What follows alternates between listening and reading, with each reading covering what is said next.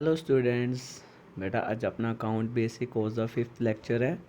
Once again जिन्होंने हद तक अपने पिछले 4 लेक्चर नहीं देखे वो देखो, दैन ਤੁਹਾਨੂੰ ਇਹ ਲੈਕਚਰ ਬਹੁਤ ਅੱਛੀ ਤਰ੍ਹਾਂ ਕਲੀਅਰ ਹੋਏਗਾ। ਪਲੱਸ ਬੇਟਾ ਜੋ ਵੀ ਇਸ ਲੈਕਚਰ ਦੇ ਰਿਲੇਟਿਡ MCQ ਹੋਣਗੇ ਉਹ ਤੁਹਾਡੇ ਡਿਸਕ੍ਰਿਪਸ਼ਨ ਦੇ ਵਿੱਚ ਲਿੰਕ ਗਿਵਨ ਹੋਏਗਾ, ਉੱਥੇ ਜਾ ਕੇ ਤੁਸੀਂ ਪ੍ਰੈਕਟਿਸ ਕਰ ਸਕਦੇ ਹੋ।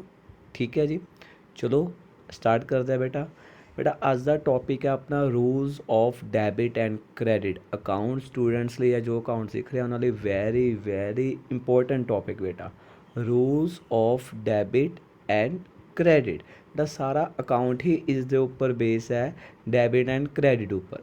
चलो बेटा स्टार्ट करते हैं। बेटा जो भी अपना ट्रांजैक्शन और बिजनेस होंगे classify into the following 3 category. First one is transaction related to person, मतलब कोई भी ट्रांजैक्शन बेटा राम शाम मतलब किसी भी पर्सन नाल डील करे।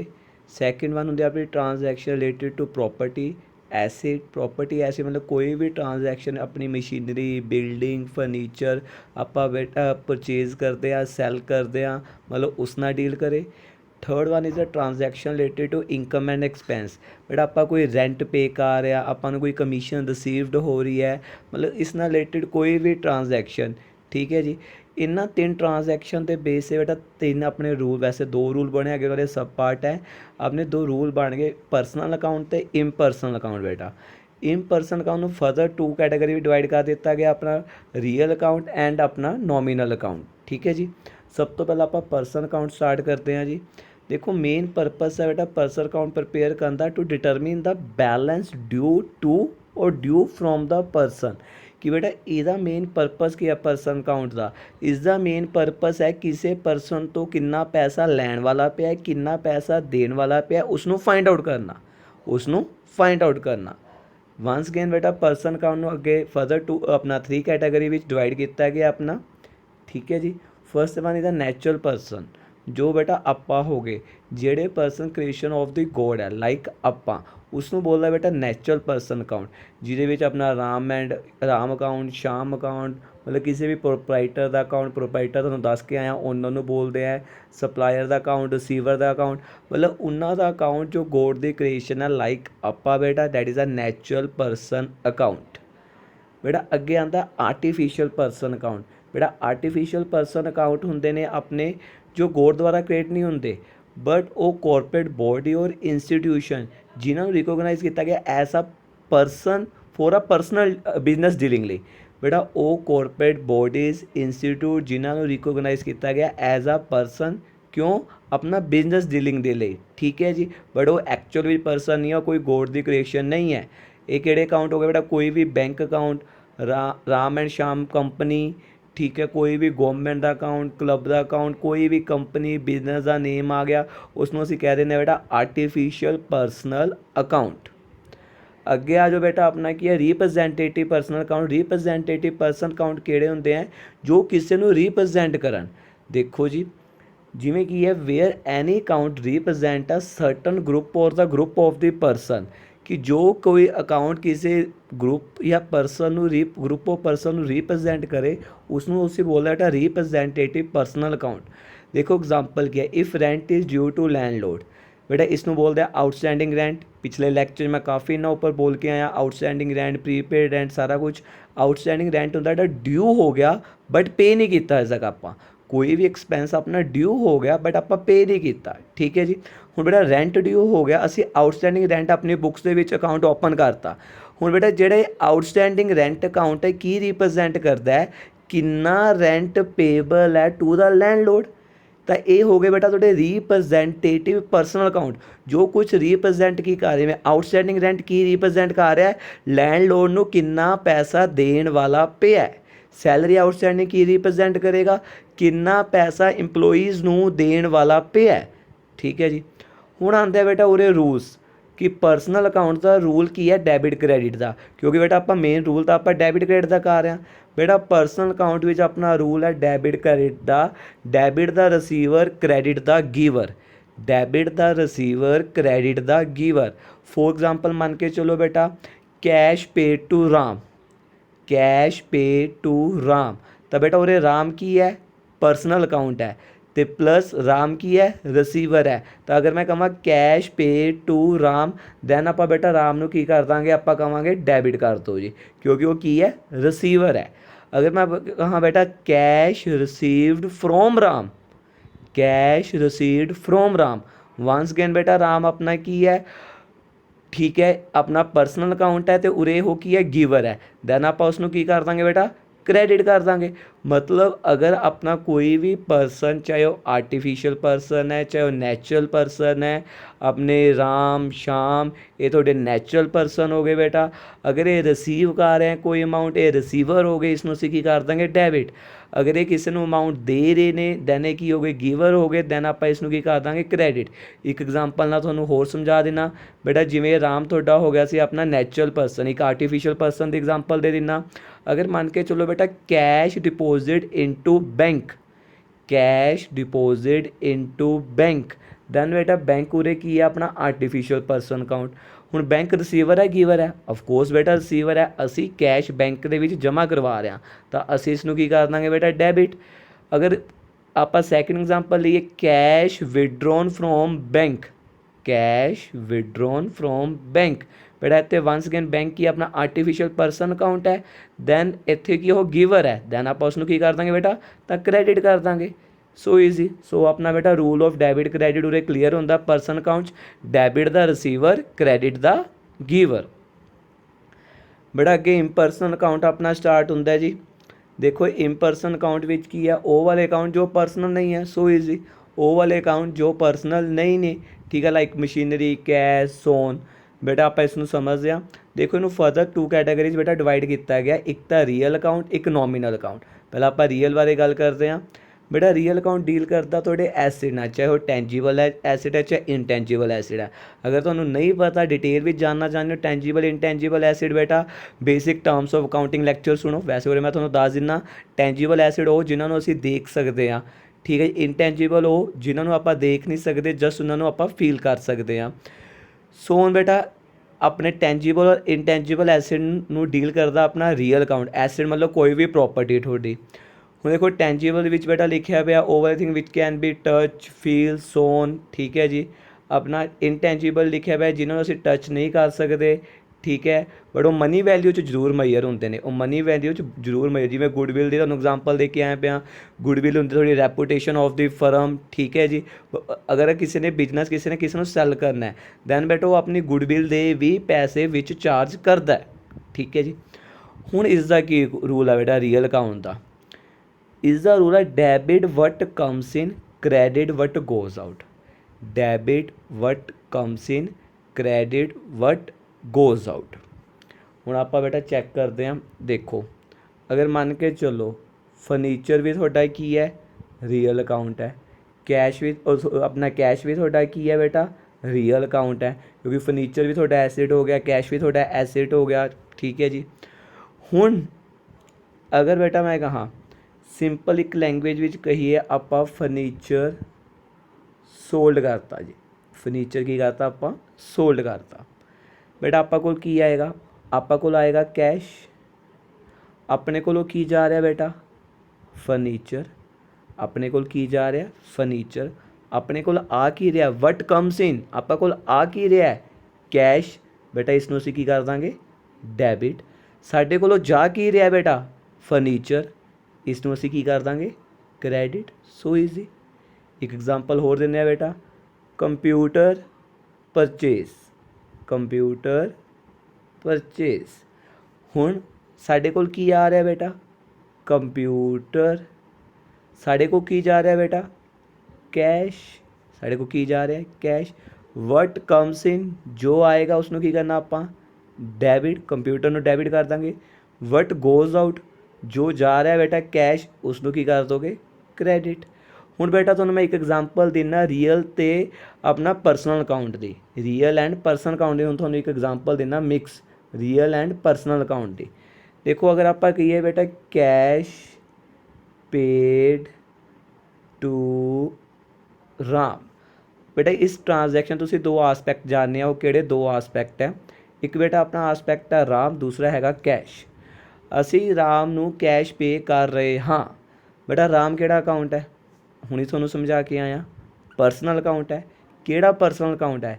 ਨੈਚੁਰਲ ਪਰਸਨਲ ਅਕਾਊਂਟ ਹੈ ਬੇਟਾ, ਗੋਡ ਦੁਆਰਾ ਕ੍ਰੀਏਸ਼ਨ ਹੈ, ਨੈਚੁਰਲ ਪਰਸਨਲ ਅਕਾਊਂਟ ਹੈ। ਕੈਸ਼ ਪੇਡ ਟੂ ਰਾਮ, ਪਹਿਲਾਂ ਆਪਾਂ ਇਹ ਦੇਖ ਲਿਆ ਬੇਟਾ, ਪਹਿਲਾਂ ਦੋ ਆਸਪੈਕਟ ਚੈੱਕ ਕਰੋ, ਦੇਖੋ ਉਰੇ ਆਪਾਂ ਨੋਟ ਡਾਊਨ ਕਰ ਲੈਂਦੇ ਹਾਂ, ਰਾਮ ਐਂਡ ਕੈਸ਼। ਹੁਣ ਆਪਾਂ ਰਾਮ ਦੀ ਗੱਲ ਕਰਦੇ ਹਾਂ। ਰਾਮ ਕਿਹੜਾ ਅਕਾਊਂਟ ਸੀ ਬੇਟਾ? ਆਪਣਾ ਨੈਚੁਰਲ ਪਰਸਨ ਅਕਾਊਂਟ। ਇਸ ਦਾ ਕੀ ਰੂਲ ਹੁੰਦਾ? ਡੈਬਿਟ ਦਾ ਰਿਸੀਵਰ, ਕ੍ਰੈਡਿਟ ਦਾ ਗਿਵਰ। ਡੈਬਿਟ ਦਾ ਰਿਸੀਵਰ, ਕ੍ਰੈਡਿਟ ਦਾ ਗਿਵਰ। ਬੇਟਾ ਹੁਣ ਰਾਮ ਕੀ ਹੈ? Cash paid to Ram.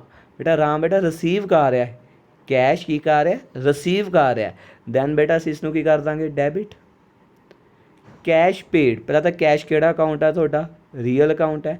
ਇਸ ਦਾ ਬੇਟਾ ਕੀ ਰੂਲ ਹੁੰਦਾ? ਡੈਬਿਟ ਵਟ ਕਮਸ ਇਨ, ਕ੍ਰੈਡਿਟ ਵਟ ਗੋਜ਼ ਆਊਟ। ਤਾਂ ਇਹ ਜਾ ਰਿਹਾ ਬੇਟਾ, ਇਸ ਨੂੰ ਅਸੀਂ ਕੀ ਕਰ ਦਾਂਗੇ? ਗੋਜ਼ ਆਊਟ ਹੈ ਤਾਂ ਆਪਾਂ ਕ੍ਰੈਡਿਟ ਕਰ ਦਾਂਗੇ। ਇੱਕ ਹੋਰ ਐਗਜ਼ਾਮਪਲ ਲੈ ਸਕਦੇ ਹੋ ਰੀਅਲ ਐਂਡ ਪਰਸਨਲ ਦੀ ਇਕੱਠੀ ਬੇਟਾ।